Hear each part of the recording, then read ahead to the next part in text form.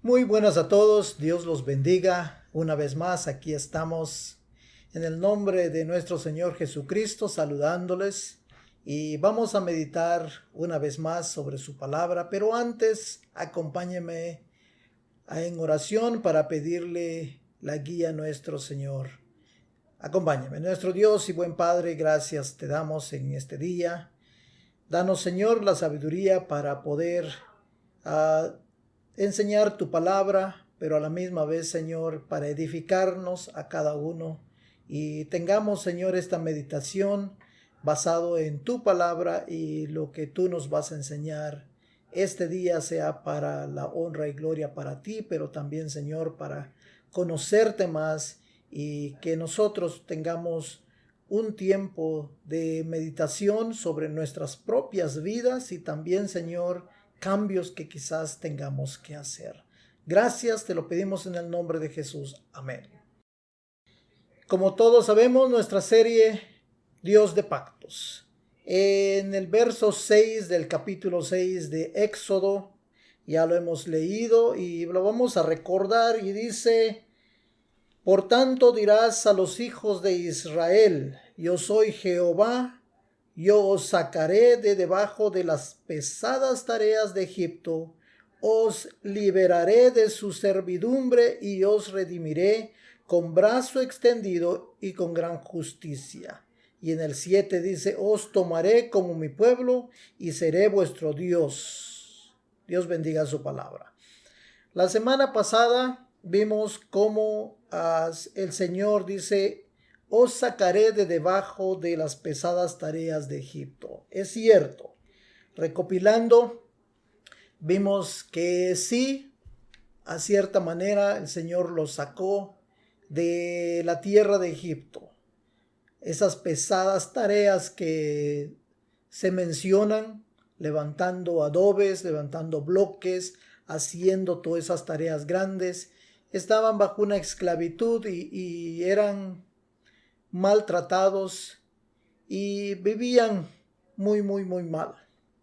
Y ahora nos toca donde dice el Señor: y os libraré de su servidumbre.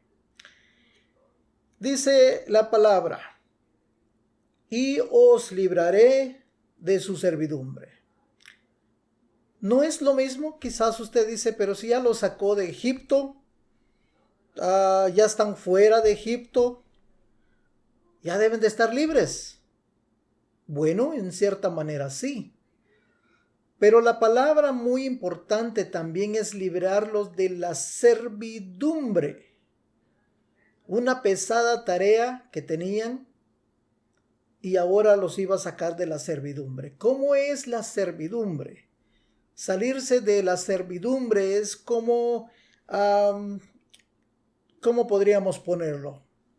Quizás usted podría decir: yo tengo una deuda de cierta cantidad de dinero y los intereses me están comiendo. Y en el momento usted encuentra un poco de dinero, va y lo paga, y ya está libre, porque estaba bajo ese yugo, estaba bajo esa presión. Y eso es como liberarse uno, sentirse liberado ya. Dice uno, ya, se acabó, terminé con esa deuda. Entonces, Jehová Dios les está diciendo a ellos: los voy a liberar de su servidumbre. Esa servidumbre no es o no era nada más y no es para nosotros el de tener que trabajar arduamente, sino que la servidumbre va más allá de hacer tareas. Ya las tareas, ya el Señor los sacó, por eso dice: los voy a sacar de esas tareas pesadas. Pero la servidumbre va más allá.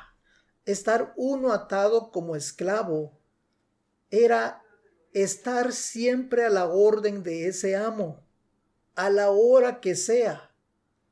No importando la hora, el amo puede venir y decirle a usted: necesito que hagas esto, necesito que vengas y necesito que vayas Esa es una servidumbre. Una servidumbre no puede estar fuera. Y ellos, lo que el Señor tenía para ellos era una vida diferente. Una vida totalmente diferente. La semana pasada leímos en 2 Corintios 5:17, dice que el que es en Cristo, el que está en Cristo es nueva criatura. Entonces Jehová Dios le decía al pueblo de Israel, yo te voy a hacer nuevo, una persona nueva, y vamos a dejar toda esa servidumbre atrás. Pero ¿qué es lo que pasó? En Éxodo 16:3 se reúnen y miran toda la situación, porque a veces uno así es, pero el Señor es tan grande, el Señor es tan grande, y ellos empezaron otra vez a ver su situación pasada, decían, Éxodo 16:3 dice, ¿cómo quisiéramos que el Señor nos hubiera quitado la vida en Egipto? Ellos estaban prefiriendo la muerte antes de estar bajo la sombra de Dios, bajo el cuidado de Dios. En realidad no les había faltado nada. Ellos habían tenido todo. Pero a veces el ser humano, cuando llega a conocer a Cristo, tiene que adoptar una nueva vida, El cristiano tiene que adoptar una nueva vida. Y en muchas ocasiones, ese es el gran pleito, esa es la gran guerra que tiene el ser humano al no conocer, al no saber de que ahora soy una nueva criatura. Ya las cosas viejas han pasado. He aquí todas son hechas nuevas. Todo es nuevo. Pero ellos murmuraban y les decían los israelitas, allá nos sentábamos en torno a las ollas de carne y comíamos pan hasta saciarnos. Ustedes nos han traído a este desierto para matar de hambre a toda la comunidad. Los israelitas, ¿qué es lo que estaban? En la servidumbre, ellos pensaban que comer esa carne allá en Egipto estaban mejor, al grado que podrían decir, yo prefiero estar allá en Egipto, no me importa ser servidor de alguien, pero la cosa es que tenía mi carne. Y el ser humano a veces cuando empieza la transición de ser cristianos, y aún existe ya cristianos que aún se acuerdan y dicen, oh, cuando estaba en el mundo, cuando hacía esto, cuando hacía lo otro. Y en situaciones que piensan que era mejor cuando estaban en el mundo, porque no han adoptado esa nueva vida. No lo han adoptado. No quieren tomar esa total adopción y total rendición delante de Dios, que el Dios es el que los va a guiar, que ya no va a ser las normas del mundo. ¿Y qué es lo que pasó? En el mismo capítulo, en el 20, Jehová los escuchó y les dijo, hubo algunos que no le... ¿Y qué es lo que hicieron? Dios les mandó el maná y también les mandó codornices para comer carne. Y sí los sació Dios. Quizás allá en Egipto comían carne de toda clase. Pero aquí Jehová Dios les dio una carne especial, totalmente diferente a la que no habían comido.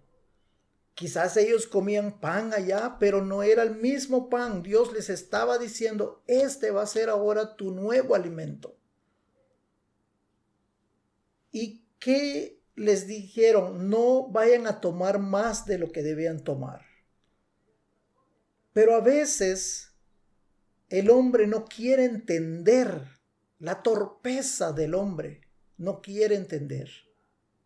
Entra por un oído, sale por el otro ¿y qué es lo que pasó? No siempre hicieron caso. Hubo algunos que no le hicieron caso a Moisés y guardaron algo para el día siguiente, pero lo guardado se llenó de gusanos y comenzó a apestar. Entonces Moisés se enojó contra ellos. Dios nos da reglas. Dios nos dice cómo conducir nuestras vidas ahora, ya no como antes.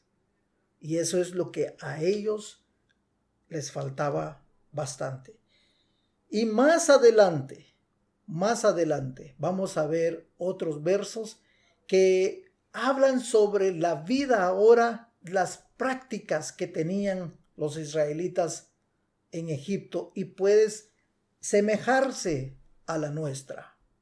Los israelitas les mandaron de parte de Jehová Dios por medio de Moisés lo que nosotros conocemos los 10 mandamientos. Y también les mandaron ciertas leyes, varias leyes, y está escrito desde el 17 de Éxodo hasta el capítulo 32. Hay toda esa historia, todos los mandamientos, las reglas que les habían dado. E inclusive los israelitas dijeron, sí, lo vamos a hacer. Estamos listos para hacerlo. Sí, hicieron holocausto, hicieron sacrificios, hicieron fiesta, dieron honra al Señor.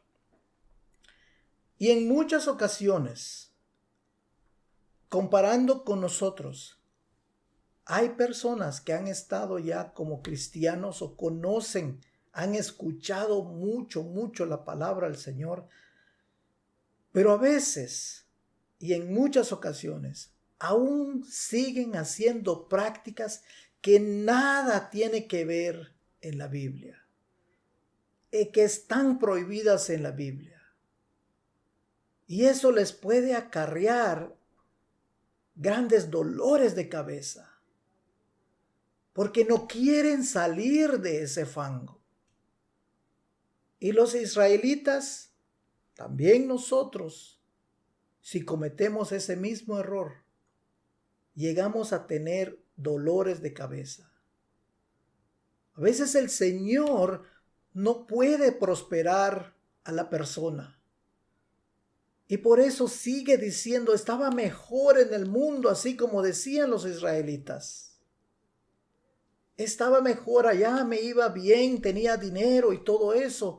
Pero el Señor Jesucristo ya no se está enfocando a que pueda usted hacer dinero, pero mal habido, tratando de hacer trampa, celebrando ciertas fiestas, haciendo ciertas, quizás algunos podrían decir sacrificio a ídolos. Posiblemente sí. Porque nos enfocamos a veces en mucho de lo personal. Y nos olvidamos de que Dios va a cuidar de nosotros. En Timoteo, 2 Timoteo 6, le dice Pablo a Timoteo, una de las cartas tan hermosas, dice, si tienes lo sustento, ropa y comida, con eso tienes. Porque sé que la raíz de muchos males es el amor al dinero. Hasta se apartan, hasta quieren exceder de muchas cosas. Las prácticas que se hacían mucho antes. Jehová Dios le pide a Moisés ir sobre el monte Sinaí, que le iba a entregar unas tablas escritas por el mismo Jehová Dios con los dedos de Jehová. Y pasado unos días, iba a estar ahí 40 días, el pueblo se desesperó. Sintieron como que estaban abandonados. No se les olvidó tan pronto de lo que habían días pasados haber hecho voto de decir, oh sí, vamos a obedecer todo lo que diga el Señor.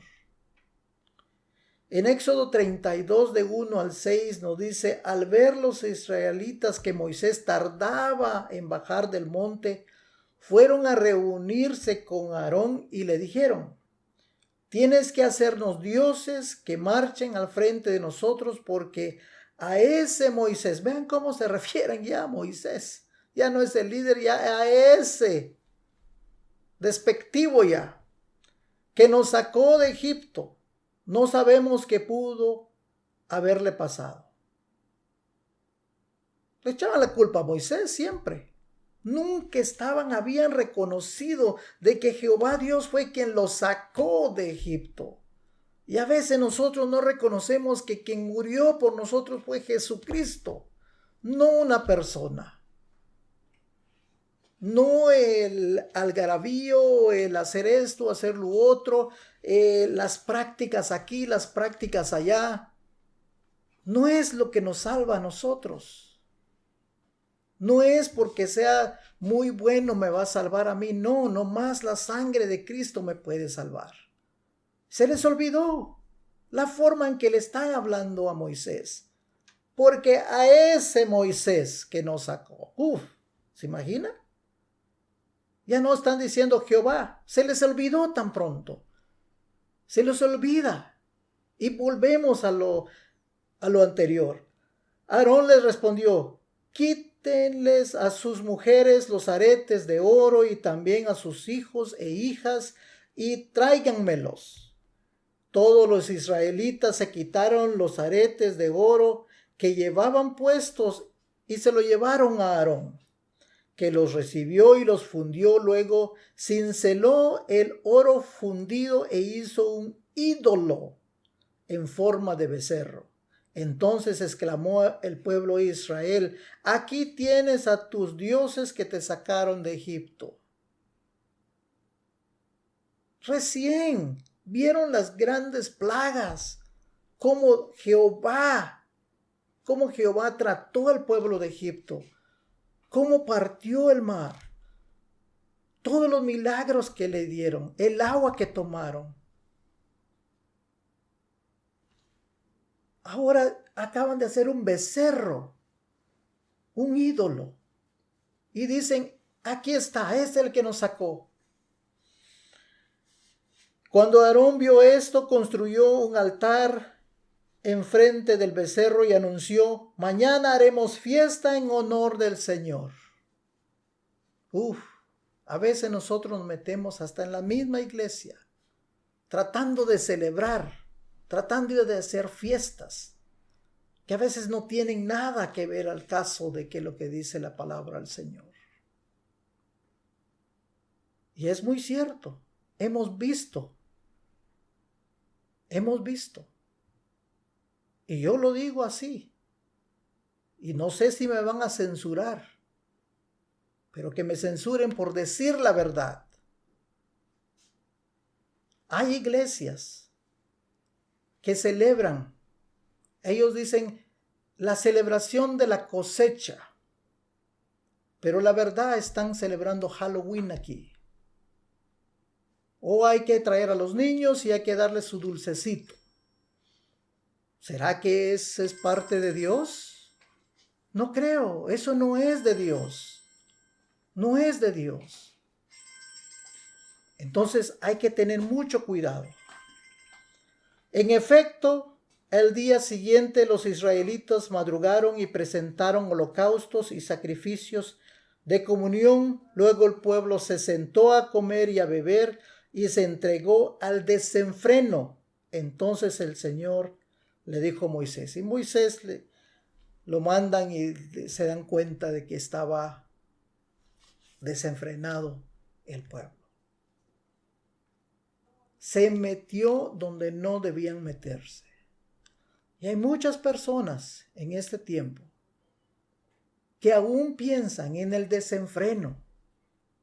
Alguien me preguntaba el otro día, ¿qué piensa usted del juego de azar?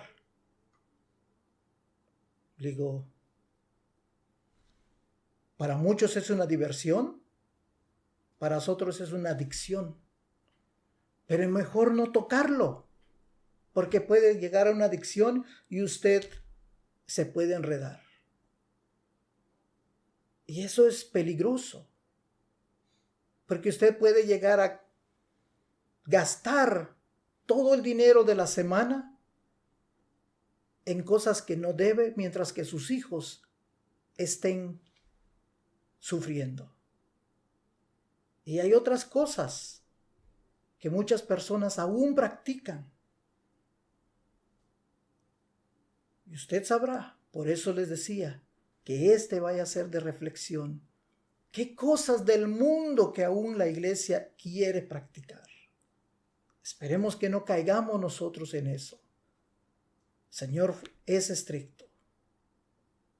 Vamos a ver ahora cómo Jesús les habla al mismo pueblo de Israel.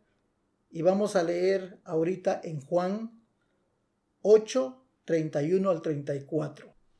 En Juan 8, 31 y al 34, Jesús entre los judíos, los mismos judíos, les dice: Jesús se dirigió entonces a los judíos que habían creído en él y les dijo: si se mantienen fieles a mis enseñanzas, serán realmente mis discípulos y conocerán la verdad, y la verdad los hará libres. Decir la verdad. Alguien me enseñó a mí que la verdad duele, incomoda, pero no mata. Si esta vez usted se autoevalúa, usted ve qué es lo que está haciendo que no está agradable delante de Dios. Si usted sigue practicando algo que no debe, hasta la forma de hablar,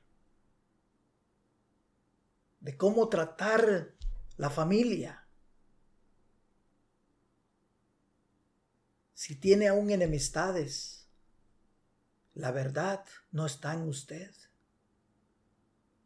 Si usted aún dice, no, a ese ni en pintura lo puedo ver, la verdad no está en usted aún.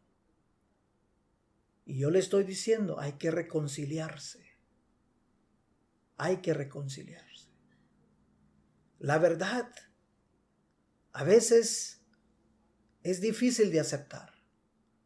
Pero si usted se autoevalúa y se da cuenta que aún tiene algo que tiene que quitarse del corazón de sus prácticas, quítelo. Porque esa es la servidumbre que tanto Jehová les dijo: te voy a liberar de esa servidumbre. Porque aún dice: y conocerán la verdad, y la verdad os hará libres. Solamente la verdad nos va a hacer libres. Y la verdad está en Cristo. Y luego ellos responden: nosotros somos descendientes de Abraham, le contestaron, y nunca hemos sido esclavos de nadie. Se les olvidó que estuvieron esclavos sus padres en Egipto. Pero ellos se sentían. Y luego dice: ¿cómo puedes decir que seremos liberados? Jesús les responde: ciertamente les aseguro que todo el que peca es esclavo del pecado. Así que si hay algo que aún nos está esclavizando en pecado, hoy es el día. Hoy es el día que hay que decirle: no, ya no debo de practicar. y no lo vuelvo a hacer. Va a ser una transición, pero va a ser una transición para victoria.